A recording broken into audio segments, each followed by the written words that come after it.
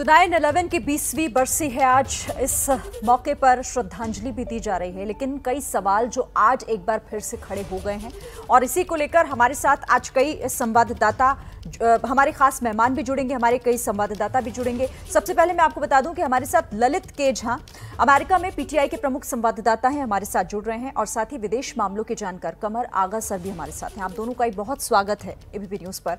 शुरुआत में ललित के झा आपके साथ कर लेती हूँ, क्योंकि 20 साल इस पूरी घटना को, जिसने सिर्फ अमेरिका को नहीं बल्कि पूरी दुनिया को हिलाकर रख दिया था। हर साल इसे काला दिन, अमेरिका का सबसे काला दिन माना जाता है, लेकिन आज इस मौके पर जब 20वीं बरसी है, क्यों ये सवाल और बड़ा हो गया है और पुख्ता हो गया है कि क्या 20 साल पहले के जो हालात थे वही अलकायदा को लेकर, तालिबान को लेकर आज भी बने हुए हैं? जी, आज की जो तारीख है उसमें जो आतंकवाद है और जो अफ़गानिस्तान में भी जो लेटेस्ट डेवलपमेंट हुई हैं, आने वाले सालों में, वर्षों में आप देखेंगे कि आतंकवाद और बढ़ेगा और मजबूती से उखड़ेगा। उनको एक बहुत बड़ा प्रोत्साहन और मोटिवेशन मिला है, एनर्जी मिली है जो तालिबान की वापस जो सरकार आई है वहाँ पर। बट जो 20 साल पहले जो दुनिया थी, भारत था, काफ़ी बदल चुका है। आतंकवाद के खिलाफ एक पूरे विश्व भर में एक यूनानिमिटी है। आज काफ़ी सारी संख्या में लोकतंत्र के जो देश हैं सब एक साथ खड़े हुए हैं उस आतंकवाद के खिलाफ लड़ने के लिए। तो दूसरी तरफ जो ऑटोक्रेटिक रिजीम्स हैं वो भी एक साथ इस तालिबान के रिजीम के साथ आपको देखने को लगेगा कि वो एक साथ आने को तैयार हैं। बट सब कोई चाहते हैं कि आतंकवाद के खिलाफ एक संयुक्त मोर्च हो, जंग जारी रहे। बट आप देखेंगे हो सकता है कि अफ़गानिस्तान दोबारा एक सेफ हेवन ऑफ टेररिस्ट की अगर तालिबान नहीं अपने आप को नहीं चेंज करती है, इसकी कोई संभावना नज़र नहीं आ रही है, तो अफ़गानिस्तान दोबारा एक जो टेररिज्म का सेफ हेवन पहले था उसी तरह से बन सकता है। जी ठीक है। अब ललित झा जिस तरीके से जिक्र कर रहे हैं कि अफगानिस्तान टेरर का किस तरीके से सेफ एक जगह रही है, कमर आगा सर, इसी सवाल को आगे बढ़ाते हुए मैं आपसे ये समझना चाहती हूँ, आपका विश्लेषण क्या कहता है इन 20 सालों में, क्योंकि आज 20वीं बरसी है उस घटना की जिसे काला दिवस कहा जाता है अमेरिका का। कितनी बदली है दुनिया, क्या कुछ बदला इन 20 सालों में? देखिए, 20 सालों में बहुत चीजें बदली हैं। पहली बात कीजिए आतंकवाद के खिलाफ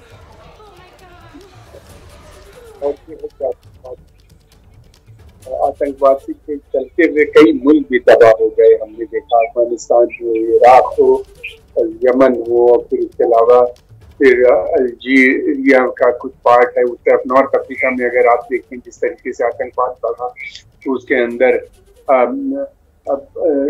माली, चैड, नाइजर, कामरून, फिर उसके अलावा सोमालिया, ये सारे देश तबाह बर्बाद हो गए हैं, सिविल वार वाली सिचुएशन में है। रिजीम्स कोलैप्स हो रही हैं बहुत से मुल्कों में और आतंकवाद वहाँ पे बढ़ता हुआ नजर आता है। नाइजीरिया में जो रोजाना हो रहा है देख रहे हैं। फिर उसके बाद यूरोप में और अमेरिका में जो कुछ हुआ, फ्रांस, पेरिस में अटैक हुआ, जर्मन के बड़े शहरों में कई एक अटैक हुआ, फिर उसके अलावा लंदन, यूरोप में कई शहरों में अटैक हुआ। लंदन खास तौर से टारगेट बना। 9/11 हमने देखा, फिर उसके बाद हमने अमेरिका में कई जगह देखा। इस तरीके से एक 20 साल के अंदर जो तबाही इसने मचाई है उसका कोई सानी नहीं मिलता हिस्ट्री के अंदर। लेकिन दूसरी तरफ ये भी है, पब्लिक ओपिनियन भी बनी इनके खिलाफ, एक लंबी लड़ाई लड़ी गई और ये हुआ कि इसमें मुल्कों के अंदर तो जरूर बहुत से है ये फैले हुए हैं इंटरनल। 9/11 आतंकवाद ने जो पॉपुलर मूवमेंट एक इस्लामिक देशों में इमर्ज हुआ था, जिसको कहते थे अरब अपराइजिंग, उसके खिलाफ इसका इस्तेमाल हुआ। सीरिया के अंदर जिस तरीके से या दूसरे देशों में इसका इस्तेमाल हुआ, बहुत से ऑटोक्रेटिक रिजीम्स ने आतंकवाद का सहारा भी लिया और उनकी मदद से पॉपुलर मूवमेंट को भी क्रश कराने में मदद मिली उसको।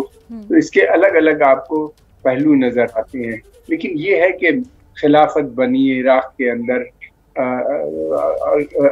इराक सीरिया में ISS ने बनाई, लेकिन ISS वो खिलाफत चल नहीं पाई, खलीफा को मुल्क छोड़ के भागना पड़ा। फिर उसके अलावा वो मारा गया सीरिया में, अमेरिकन को मारा। तो उसके बाद से हमने देखा यूरोप और अमेरिका के अंदर जिस तरीके से बड़ी संख्या में मुस्लिम लड़के आ रहे थे और ज्वाइन कर रहे थे आतंकवाद को इराक और सीरिया में, अब वो थोड़ी उसमें कमी नजर आती है, बड़ी कमी नजर आती है। लेकिन दोबारा से ये जो अफगानिस्तान में अभी एकदम से जो अमेरिकन गए हैं, जो वैक्यूम पैदा हुआ है उसको तालिबान ने भरा है, तो फिर से मैं समझता हूँ कि आतंकवाद को बढ़ावा मिल रहा है अफगानिस्तान के अंदर। और ये अब का जो अफगानिस्तान जो है, देखिए अब आतंकवाद को सहारा मिलने में सबसे बड़ा रोल जो रहा है वो किसी न किसी देश का रहा है। कहीं ना कहीं से फंडिंग आती रही है, उससे इनको फायदा मिलता रहा है, या फिर पाकिस्तान में जिस तरीके से ट्रेनिंग कैंप ये हुए, वही सिचुएशन दोबारा से पाकिस्तान में बनी हुई है।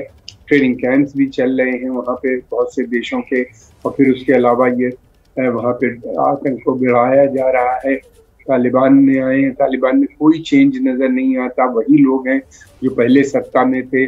बहुत से तो इसमें यूनाइटेड नेशन ब्लैक लिस्ट में भी शामिल हैं वो लोग जो सत्ता में आए हैं इस वक्त, जो प्राइम मिनिस्टर बने हैं या इंटीरियर मिनिस्टर बने हैं। हक्कानी नेटवर्क और उनकी आइडियोलॉजी में कोई बदलाव नहीं है, वो वही बातें कर रहे हैं। इंक्लूसिव गवर्नमेंट का वायदा किया था, लेकिन वैसे ही गवर्नमेंट बनी है, सब उसमें आतंकवादी हैं 90%। और फिर उसके अलावा ये है, ऐसे में यकीन कैसे हो अगर ये कहता है तालिबान की वो बदला हुआ है, क्योंकि वही विचार, वही लोग हैं और वही तबाही इस वक्त अफगानिस्तान में मची हुई है। आप ललित के जहां जो आप कह रहे थे, मैं उसी को यहाँ पर थोड़ा और समझना चाहूंगी। आपने कहा कि टेरर के लिए सबसे सेफ प्लेस है अफगानिस्तान, और इसी जगह को खत्म करने के लिए वहां पर पहुंचा था अमेरिका। और एक लंबा वक्त, 20 साल का वक्त कोई कम नहीं होता, 20 साल के लंबे वक्त तक वहां रहकर युद्ध लड़ा, लेकिन फायदा क्या हुआ? लौटना पड़ा। जी, ये बात तो सही है कि कोई भी देश दूसरे मुल्क में जाके इतनी लंबी समय तक नहीं रह सकता है, रहना भी नहीं चाहिए। जब तक उस मुल्क के खुद के अपने सिटीजन्स अपनी उनके राष्ट्र हित में क्या है उसकी जानकारी नहीं रखेंगे, उसके साथ लड़ेंगे नहीं, तब तक कोई भी दूसरे मुल्क के लोग आके उनको हेल्प नहीं कर सकते। आप देखेंगे कि अफगानिस्तान के लोग आपस में काफ़ी बुरी तरह से डटे हुए आपस में डिवाइडेड हैं।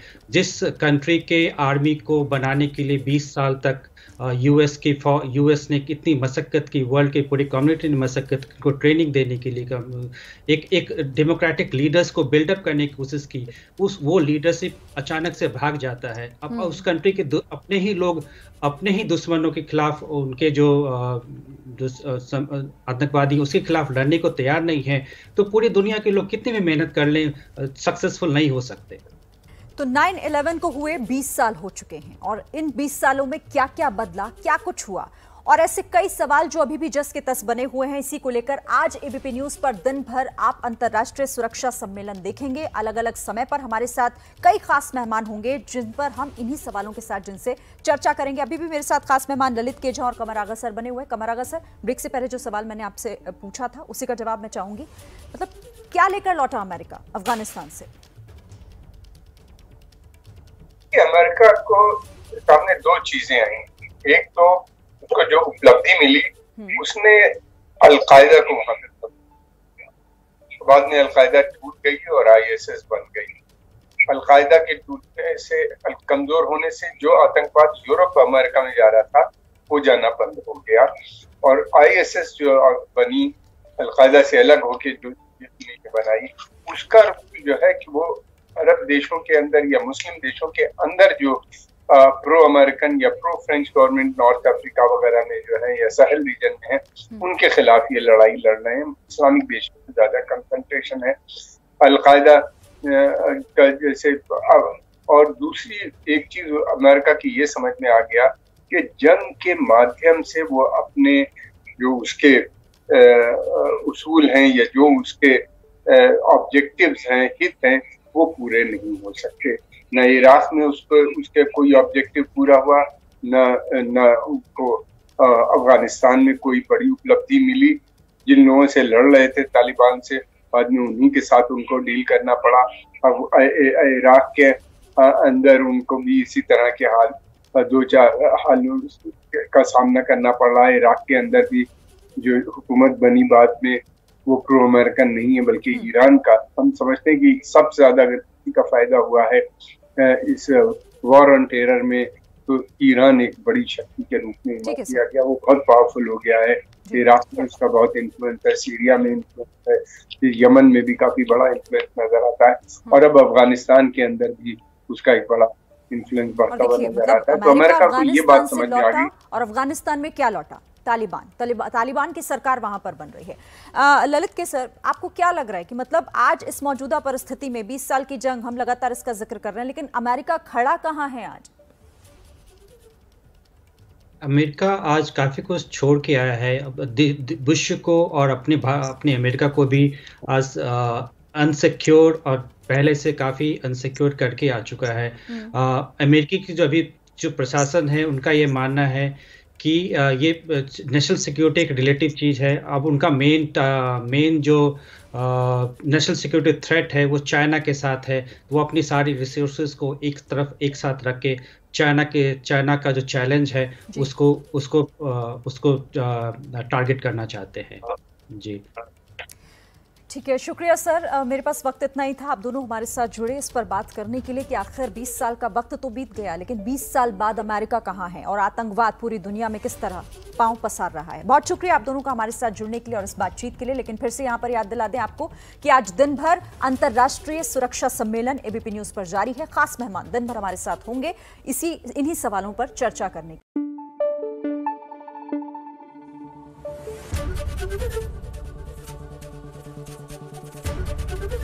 एबीपी न्यूज आपको रखे आगे।